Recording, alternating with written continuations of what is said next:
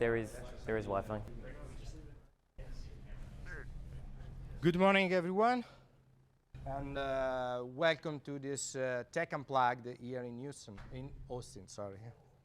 No, I had a very bad experience in Houston, so I'm still in Houston with my man because I lost my bag, and so. But that's not a problem. So welcome again, and thank you for being here with us. Of course, thank you to all the vendors that are helping us to make this event. And you know, we have NetApp, Zerto, Violin, Vim, DDN, Pernix, Hedvig, Exagrid, and Clavian. The idea of this event is to mix influencer point of view with vendors' point of view, and of course your opinion, your experience, your way to do things. And the important is to make this event really interactive. So all the presentations are made at the same level of the stage. So we are always at the same level because we need to see each other's eyes, okay, and we need to speak. This is the important part of this event. And of course, we need that you share your experience. So your point of view is really important. So raise your hand and give us your opinion.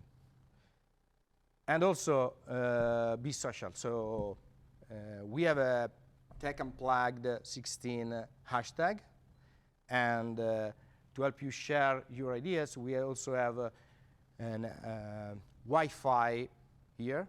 Omni is the SSID, and South Park is the password. I can leave it a couple of seconds so you can copy the password.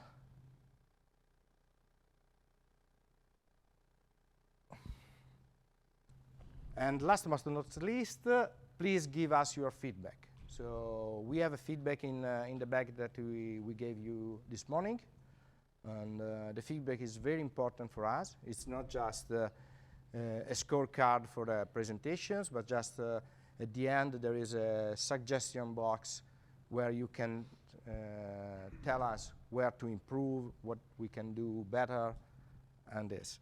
So, and if you give us the feedback form, we will give you an Amazon Echo. Actually, not one Amazon Echo for each one of the feedback forms, but one Amazon Echo in total. At the end of the day, we will do a raffle with all the feedback forms that we get. And remember, if you're not here, you don't get it. Okay, and if you are not here, you don't get it. Yeah, okay. And remember, at the end of the day, at 5:30 probably, we will have this storage beer. So other peers will join us for beers and even more informal talking about IT. So please stay with us all the day. That's it. So I hand the microphone to Justin.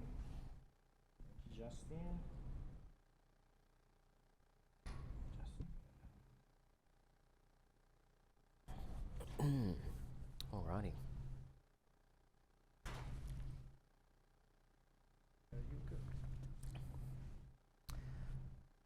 All right. Thank you, Enrico. And thank you, everybody, for turning up and paying attention to me for some reason. I hope that this is entertaining and informative as well. So my little talk is called The Price is Wrong. So why projects run late and people buy cloud. So why do they do that? So this is me. If you don't know who I am, my name's Justin Warren, and you can find me at these locations. I write for a bunch of different places as well. I'll put this slide up at the end if you still want to find me and stalk me online for some reason, either good or ill. So, the price is wrong. Why do people do things the way that they do? So this is a talk that is a game of two halves. Firstly, we're going to do some maths, because maths is fun, and the second part is about donuts. So, firstly, maths. Who loves maths? Yay! We're going to do this. Okay, so queuing theory. So we'll start with this, and the formula up here, no, I'm kidding. We're not going to do that. There's no quiz at the end. We're not going to do that. There is going to be some maths, but it is mostly going to be about pictures. And we're going to actually be able to tell you about how maths works using pictures. Yeah. Seriously, it is possible to do this. Okay, humans are really bad at maths. In particular, we're really bad at statistics. And this is provably true. Okay? How many people who bought a ticket in the lotto? Yeah. Why? Why did you do this? It makes no sense. So, humans suck at statistics. And it's important to understand statistics in order to actually run things. So, the way that we traditionally do stuff in IT actually has a lot to do with statistics. We just don't actually measure it the way that we should do it. We try to do it intuitively, and it doesn't work very well. So a traditional IT organization tends to run as a job shop, right? There's sort of two ways in operations theory to refer to this. One is called a job shop, which is where we do stuff with large variety. We handcraft things. We make things individually because of we gather requirements. We find out what people want and then we build them exactly that thing. And we do a lot of this. And that's the traditional way that we run IT. And then there's a thing called a flow shop, which is the way that we do things like manufacturing cars, which is more around less variety. You buy whatever we've actually made for you already. There are several thousand of them. They all look the same. So every donut is basic. You don't say, I want exactly that, my own personal donut. You buy whatever the donut is that you go and buy from the shop. And that has a lot of impact about the way that we run IT. This graph is really important. This is the normal distribution. If you haven't seen this before, that you don't need to memorize all of this sort of stuff, but it's important to point out a couple of characteristics from this graph. The normal distribution is used pretty much everywhere in statistical analysis, and you will have encountered this. If you've heard of the term Six Sigma, this is where it comes from. So that middle line is where the average is. So when you say that I've measured the average or the mean, or 50% of people who have bought some particular piece of storage have said X, this is what's going on underneath the covers. To each side of that is a thing called sigma, which measures a thing called variance, which is when I guess at something, or when I measure what is the average opinion of 20,000 people, right? You all know that sample size is kind of important, and we've measured a certain number of things. The average is what we have, but it's not going to be it's not going to be exactly accurate, right? It's not going to be the thing. It's close. How close it is measured by this thing called variance.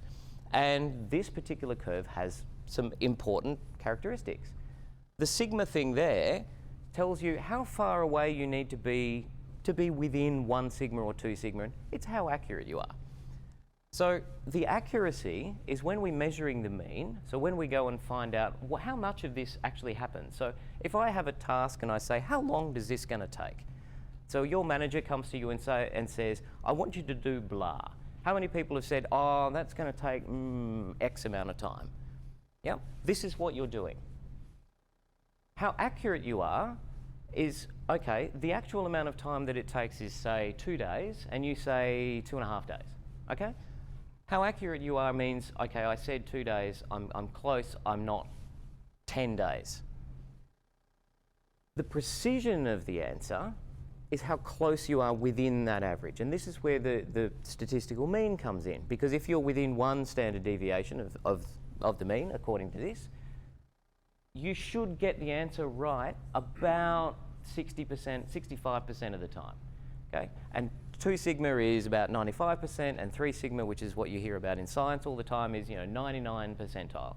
So when you hear people talk about p-values and all of that kind of nonsense when you read it in the science press, they're talking about this. How precise, how sure can we be that our estimate for that is right?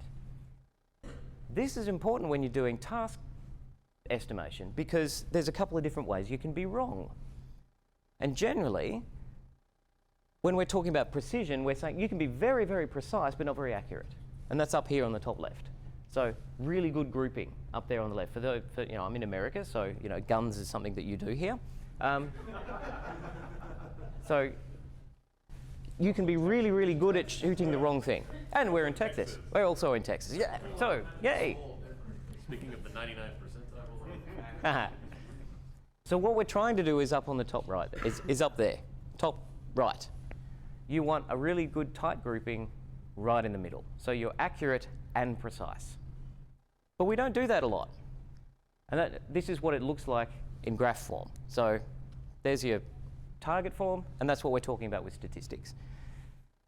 However, when we're talking about IT, we're estimating things and we're saying, how long is it going to take to do this task? And saying, well, 4 days. Average of 4 days. Sometimes it's 3, sometimes it's 5, sometimes it's 2, sometimes it's 6. Yeah. The important thing about that is, in order for the average to be 4, sometimes it's going to be longer and sometimes it's not going to be as long. So sometimes it'll take 5 days, but every time it takes 5 days, it'll take 3 days for another task, and it kind of evens out, and that's how we get our average. Yeah? Makes sense. So, oh, okay, the average time it takes to do this, took me that long, about that long. That's the average. And that's what we do. What happens when this happens? What if we move the amount of time? So here, it takes less time. It takes a little bit less. So we were taking about 4 days. Awesome. But we've got some variance. Sometimes it takes more, sometimes it takes less. So let's keep our variance the same, but let's take less time. Awesome. Now the average time is about a bit under 2 days. Yay! Yeah, no. Who can see why? Who can see why this is a problem? We don't own a time machine. Unfortunately, we are all time travelers. We can only do it in one direction. You're all doing it right now. So am I. The problem is that you can't stockpile time. So it is not possible to do a task in negative time. So if you have a distribution that does this, some of the tasks that should have taken -1 day don't happen in -1 day, because it's not possible to do that. And when we add dependent tasks, now we have a really big problem, because what we're expecting is this kind of thing. Some tasks take about they take about the amount of time that we expect. Some of them take a little bit longer, some of them take a little bit less. And we're saying, on average it takes about 2 days. And if we multiply that by 4, it's about 8 days. Okay. And we end up about 8 days. Awesome. That's what we expect is going on. And sometimes we do it a little bit quicker than that, and we end up taking a little bit less time. Yay. Everybody loves us. Sometimes it takes a little bit longer, but hey, people are okay with that. We're not exactly precise, are we? So that's all right. The problem happens when we end up in that little bit of time way down there on the edge. And that happens. Sometimes a task takes much, much longer than we expect because of the variance.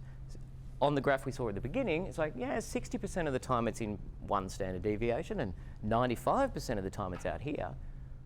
But that means that 2% of the time, it's going to take a really, really long time to do something. Doesn't happen often, but it does happen. And when it happens, it is not physically possible for us to do anything about it and come in on time. Because the last 2 tasks on this graph here, we can't do them in negative time. We have to start them after the other tasks have occurred. So we're going to be late. It's always going to be late. And this is why projects are late. Because when we estimate things, we don't take into account the variance. And if you have dependent tasks, it's like, well, it's not going to happen very often, is it? Well, no. But if all of the tasks, and the assumptions on this one is that all of the tasks roughly have the same distribution, and from where we put our line before, it's about 4% of the time it's going to be down on this end of the graph. Well, that means that one task is only 4%, and the way statistics work, which humans are really bad at doing, we intuitively think, well, on average, it's going to sort of work out. Yeah, no, it doesn't. Because we have the odds are 4% of the time on any one of the tasks, it's going to take huge amounts of time, much, much longer than we did before. So when we have maybe 5 dependent tasks for a project, 20% of the time, it's going to be super late. So traditional IT looks like that. On average, we come in around the right place, but the variance is not that great. So when we're delivering a project to somebody, how does that make them feel? They don't know whether we're going to come in on time or not. Projects are always running late. Even though we give estimates and we say, oh, we're going to do this and we're going to do that. And it's like, oh, yeah, but on average we come in on this time.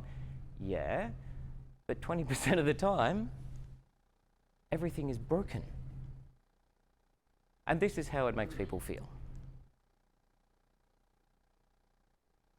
Changing tack, how much does stuff cost? How much is disk? What is the price of a gigabyte of disk? In the mid-90s, I bought 200 megabytes of disk. I bought a brand new 200 megabyte drive and it cost me $400.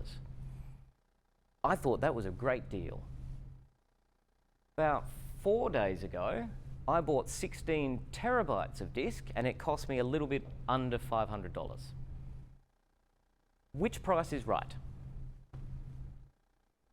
Neither of them. We have no idea what the price of anything should be. There are no things at price. You can't naturally go out there and go, the price is X. Like, who's ever bought a diamond? Yeah, why?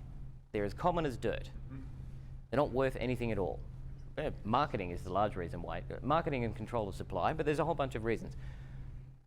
The reason you pay something for something, and the reason that you think that that's a reasonable price to pay, is because of a thing called coherent arbitrariness, which is a complicated phrase, and I highly recommend that you go and read this book. And it's to do with the way humans understand things. We're bad at maths, but we like things to we think that they make sense. So when someone says that the price of disk should be $400, it's like, well, okay. It's like, how much do you get for that? It varies. But we think that, okay, well, if 16 terabytes costs about $400, then twice that should be about twice as expensive for basically the same thing, yeah? Okay. And that's because of a thing called anchoring. People get used to the idea that if a thing takes this long, then that's how long things should take, because we have no other reference point. How long should a project take? I don't know. I'm asking you. So when they come and ask you and you give them an answer, that anchors them, and then they believe that that's how long a task should take. That's how much something should cost. Now, why is that important?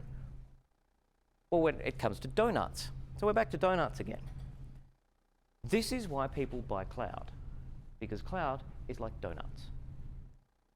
Because cloud is a flow shop. It's not a job shop. It's the pets versus cattle thing. But it's not because everyone buys the same thing. It's because of this.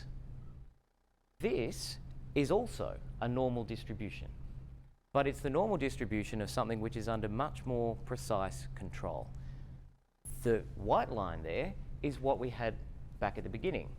And that was where we had a lot of variance. And when we do things, like sometimes we're right, sometimes we're not. Notice where the red line is. On the white graph, we have some of it sitting in there in negative time, where tasks can't actually physically happen in negative time. But if we move everything to slightly less than that, and we have a variance of not very much, notice how basically none of it happens in negative time. It's more predictable. Everything is the same. It looks like this. That's why people buy cloud, because it's predictable. Because we know that every time we turn on another virtual machine, it will happen in the same time. I don't have to go to IT and get an estimate and find out, generally it takes about this long, except because you're asking for special stuff and, it's probably going to be ready by Thursday, maybe, and then it happens in 3 months. But in cloud, this is how people feel, because every time you go and do something, it happens when you expect it to happen. You don't get disappointed, because occasionally, through all best intentions, even when I'm going, I think it's about this long, sometimes, statistically, you're going to be wrong. It just means that you will be. But if everything's under tight control, it's much more predictable. So what happens with that? The people who do that make loads of money. So you don't even have to do it cheaply. Anyone who's looked at the prices of cloud stuff for doing this sort of thing knows that margins are actually pretty good. But it's under more precise control. And that's the reason that people buy cloud. And that's really all I wanted to say to you. Any questions? Oh, question? Yes?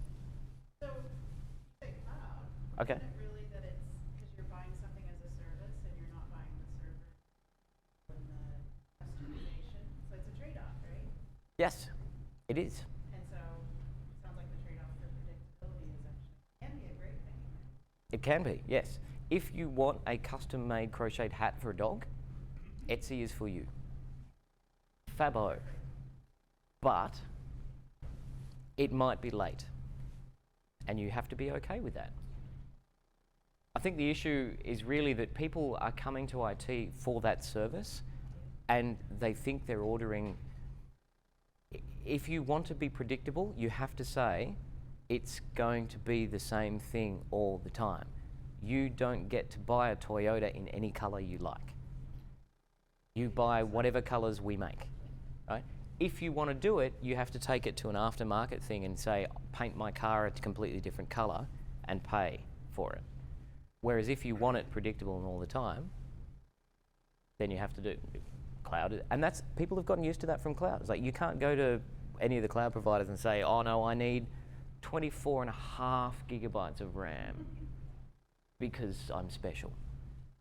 What do you think keeps internal IT groups from moving towards that? So cloud's relatively new, but we've been talking about, getting closer to the business, all stuff for years and years and years. Yep. But apparently that didn't happen fast enough, and cloud came along and scooped it up. Yep. But what do you think is really the reason why that doesn't happen? Because on a broad scale? humans. For all of the same reasons that the American auto market didn't react to Japan in the 1980s. So I have a theory that IT is currently going through exactly the transformation that manufacturing did in the 1980s. Toyota production system was in about 1960s or something. Deming was in 1920s. Toyota surprised everyone. Like General Motors and Ford and everyone else went, blah? Why? They had access to all the same sort of information, but they didn't do anything with it. Why? Because humans. Humans are weird. Why do we do this sort of stuff? Because we're irrational. I have a whole bunch of theories about read predictably irrational, and if you go into behavioural economics, there's a whole bunch of theories about why that sort of stuff happens to do with prospect theory. It's probably due to something called loss aversion. So internal IT feels like they're losing control of stuff if they go to something different. Not invented here syndrome. There's a whole bunch of stuff, but it all boils down to because humans. We're doomed. Can't move that equation. No, because we know the solution. It is changing. It just doesn't change as quickly as you might like. So yeah. So the reason we're doomed is because security, not because of IT. But that's a discussion for another time. The question over here. Yeah. That brings up like a ton of questions, I guess. The whole thing. So Good. if you go down- Hooray! So if you go down your loss aversion side of it, and that IT sucks, and they don't realize it until they go to therapy, and they won't go to therapy, when that's going to happen, they can just go to therapy and realize if they turn it over to somebody else, it'd be nirvana, right? And so companies trying to do that, right? Cloud as a service. Yeah, Take my stuff. Outsourcing. Yeah, outsourcing. Yeah. Right? And traditional outsourcing, that's how. Yeah, same thing. Yep. Same circle of life, right? Yep. IBM's doing some stuff, Cisco's doing some, people are doing stuff. Yes. Do you think that's doomed to not happen because everybody wants to keep control? No. The fun part about this is anyone can do this. It's not difficult. You just need to actually do it. Here's a fun thing. So statisticians, people who do research in statistics and like published PhD, like professors who do studies. Okay. There is a particular thing around how you design a study to make sure that it's accurate enough and that you select a sample size that's appropriate. Okay. you can it's not a complicated algorithm to do. Like, it's some quite simple maths to figure out exactly what that should be. But because humans, they guess, and they guess wrong all the time. And these are people who should know better.